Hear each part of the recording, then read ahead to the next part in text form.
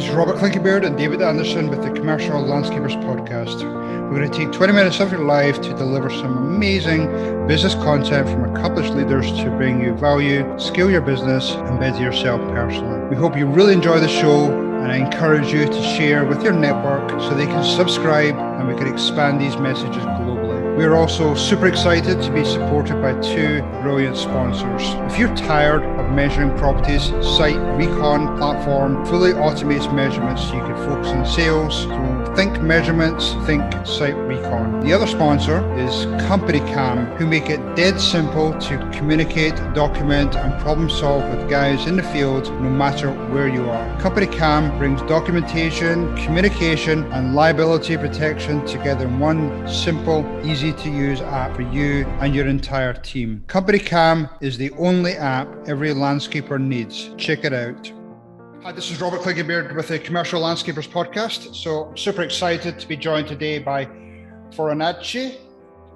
And Tom, I'm excited that you are joining me today. So Tom, tell everybody about why they should be on this podcast for the next 20, 25 minutes. I mean, people's time is so valuable these days. So why should they join us today? Absolutely. I've been in the landscaping business for over 30 years. And what a lot of people may think is they may be nearing the end of their working time to where are they possibly thinking of an exit and how they would exit out of this company or this enterprise that they did build. So there's a lot of questions that may be had if you've built a significant business. What are the next steps, or what are we thinking in the next 2, 3, 4, 10 years of possibly where you may be to maybe want to exit and have a good financial bank, I would say, in the bank for you to move on and possibly retire or move on to the next step or whatever you want to do. Cool. That sounds like a great conversation. Let's dive in here. So tell the listeners a little bit of background about you and how you started in the industry, and just so that people can understand who you are. Yes, I'm located in the Houston area in the southeast quadrant. Houston is a very large city, the fourth largest city in the United States.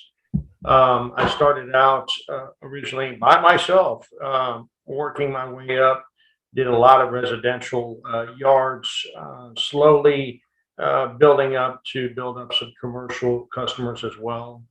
During the stint of the 30 years I had been in business, did three acquisitions, pretty major acquisitions, and that's how I grew pretty significantly.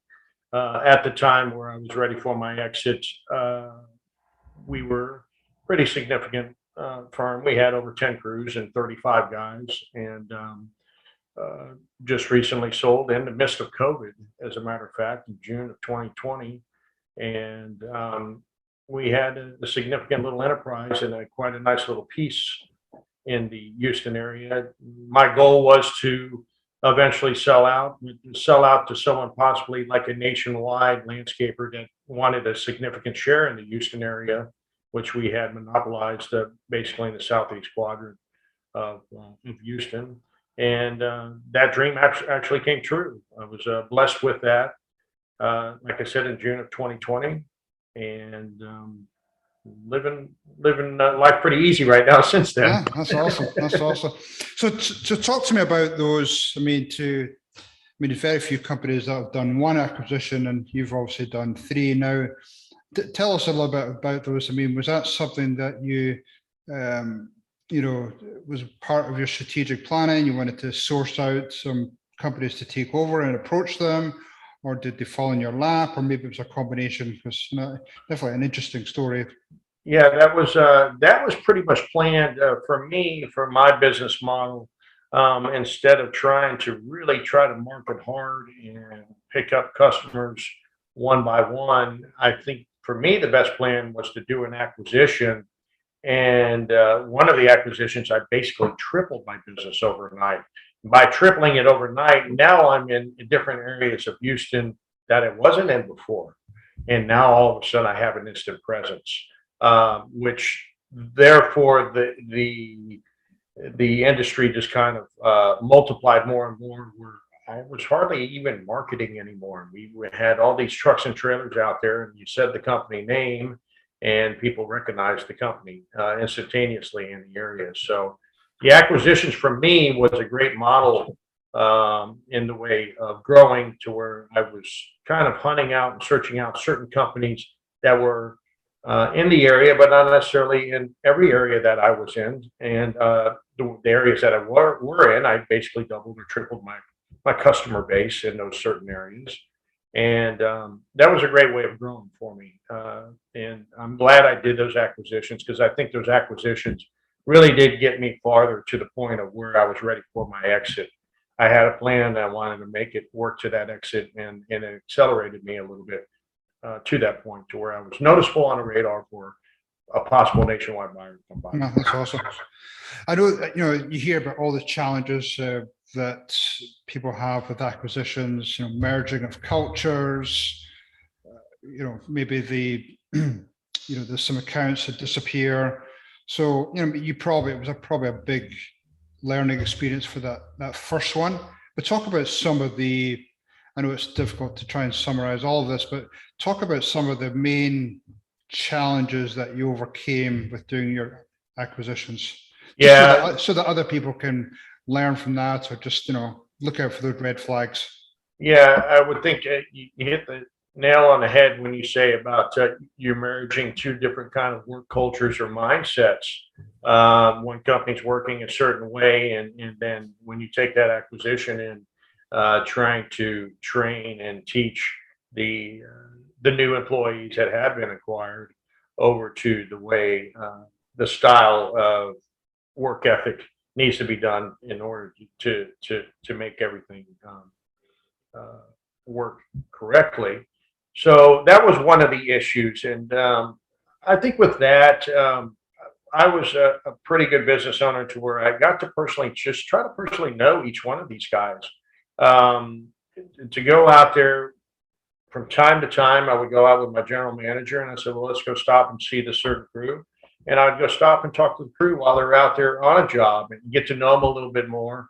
So I think that eased tensions. There's always tensions when there's someone new coming in. Obviously, there's a lot of employees that are very nervous and on edge. So I think I eased it with that way a little bit.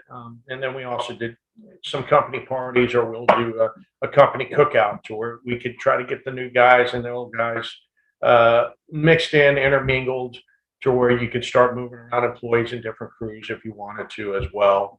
And that eased out a lot of tensions. On the customer side, things didn't change too terribly much because the way we wanted to do it was, hey, nothing's going to change. It's just really a name change is what you want to do at first.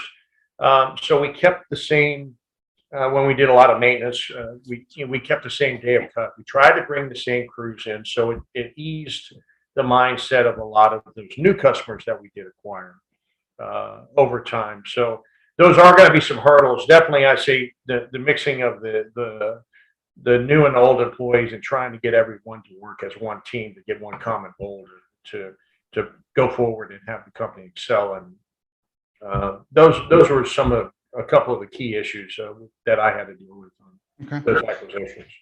What was probably the biggest issue that you didn't anticipate when you were doing any of those acquisitions? Just something that came out of left field and you were really surprised at?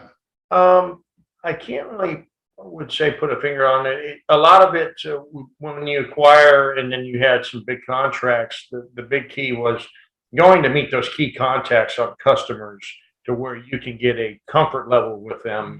They were used to working with the old owner, the old company.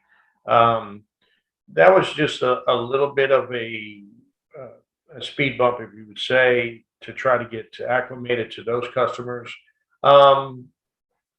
Other than that, I think the hardest was trying to break employees' work habits, or certain work habits with the way you were doing things, because a lot of the employees were just creature of habit, and they had been there for a long time. Right. The blessing was when I did all of these acquisitions, I lost very little customers and thank goodness very little employees, because like I said, I really tried to go the extra mile to get to know each one of the guys.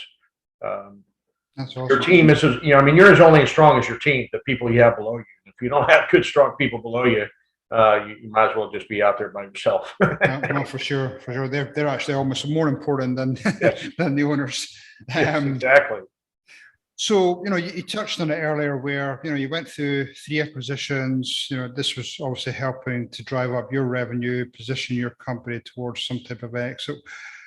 I mean, what were some of the lessons learned going through those acquisitions that positioned you better for when you took your company to market? I mean, you obviously experienced a lot of things. Now, you obviously then became more intentional about really positioning your company, whether it be the entity or the makeup or the leadership team, just to sort of make it an easy transition for a purchaser of your company. Talk to me about that. Yeah, there's a lot of moving parts with that when you have the time where you think you're ready to get to your exit, and possibly my move was to sell the company, and there's a lot of moving parts with that. With that being said, my biggest issue in on the market, especially for landscapers, I had a lot of reoccurring income, which was very nice and seems to be a peak of interest for a lot of people that are trying to purchase a landscape business if they wanted to grow. So reoccurring income, number one, that was the biggest issue, that where you say, look, we got all of these on contract. We've had so many of these for so many years. You break it down.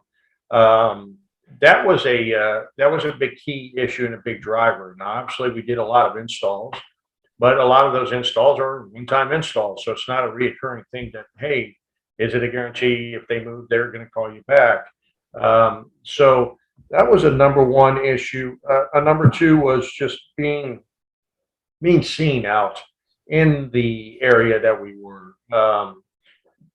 We did enclosed trailers, which was kind of nice. Enclosed trailers are nice because they're like rolling billboards. They're everywhere. You kind of see them up and down. And when you have multiple of them, you have 10 of them going out every day. They're all over the area. And that's how people really kind of got to recognize us with that. So those are some of the key factors. We had a great maintenance program with our equipment because we had tons of pieces of equipment, and we had a regular scheduled maintenance program for all of the equipment, whether it's blades being sharpened, oil changes, oil filter changes, greasing, whatever we needed to do. So our equipment was top of the line as well. And all of our equipment was fitted out to be the same kind of makes and models, same makes, to where if there was interchangeable parts or anything like that, we didn't have, a Skag mower with a X-Mark mower with a still weed eater with a Echo blower kind of thing. So we did all the same makes and models. So we had a clean look that way as well. And downtime, of course, obviously, if your equipment's down, you're not making money. So you got to be sure your equipment's on the up and up and you have backup. So a lot of those were some key factors to be appeasing to look at, to being put on the market to be a viable business to actually be bought or acquired out. And we had all those key pieces that I worked on very diligently. No, that's so true. I could definitely relate to the last one where you just got, one of the ones you mentioned about getting yourself out, your name out there, your brand out there. And that was something that certainly I worked on when I had my company, that, I talked to a lot of my coaching clients where, you might enjoy being under the radar because you don't necessarily want that spotlight on you, but that has to switch at some point when you're thinking about an exit. And it might be a year, 2 years before you go to some type of exit, but you want to position yourself to, get the accolades and get the awards, just to, again, put yourself out there and become a more attractive company. So I could definitely relate to that there. Absolutely. So, as you obviously went through a successful exit. I mean, did it ever cross your mind when you were going through an exit, hey, what does life look like afterwards? What am I going to do? Am I just going to retire? What age are my kids? What's going to occupy me every day? Because if you've been so involved in a business for multiple years, you can't just suddenly shut the door and switch off mentally. Exactly. Yeah, that was a big. a big key for me on most business owners are going to be busy. We're just nonstop. We're used to working the 40, well, not even the 40, the 60-hour work weeks, it seems like, and you're always, your mind is constantly rolling on the business, even at night. For me, why I wanted to get to my certain exit was I'm in a perfect point where I have three children. They're 16, 12, and 11, and they're all involved in sports. And these are such precious times where I don't want to be in a blink of an eye so wrapped up with business that the next thing I know, all three of my kids are graduated from high school, and I didn't really get to spend the quality time that I really, really wanted to with them. So I worked so hard in my early years to build to that point that when I did finally find my exit, my goal was to really spend a lot more time with them, which I have just recently. Now, that being said, of course, as a businessman of what I am, I can't sit still. You're gonna want to have to do something to kind of preoccupy your time as well. With that, I had been blessed when I sold the company to dabble now, starting in some commercial real estate, bringing in passive income.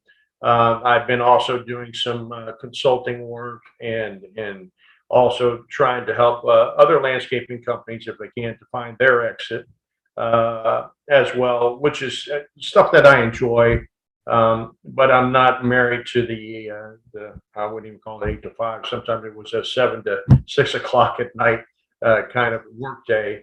And I'm blessed that I have that part to where I could still work a little bit, but I'm not in that daily grind.